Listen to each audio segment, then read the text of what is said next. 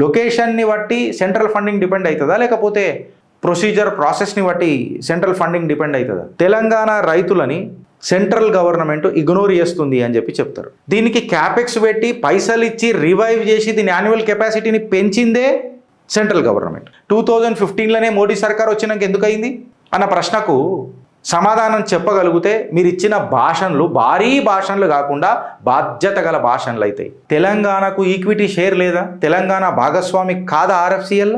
మళ్ళీ తెలంగాణ భాగస్వామి కాదు ఆర్ఎఫ్సిఎల్ అంటే చెప్పు, పక్కకున్న ఆంధ్ర రాష్ట్రం టక్కుని దుంకుతుంది తీసుకోనీకే. అప్పుడు మళ్ళీ ఏడ్చావుర్రి, తెలంగాణ సెంటిమెంట్ లేపుర్రి.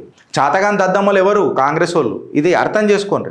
కేవలం 2009 నుంచి 2014 వరకు తెలంగాణకు ఇచ్చిన బడ్జెట్లా, తెలంగాణకు ఇచ్చిన పైసలల్లా కేవలం మీరు 886 కోట్లే ఇచ్చిర్రు. బట్ అదే ఇవాళ 2026-27 వరకు మీరు డేటా అబ్స్ట్రాక్ట్ తీసుకొని చూస్తే సుమారు 5454 కోట్లు.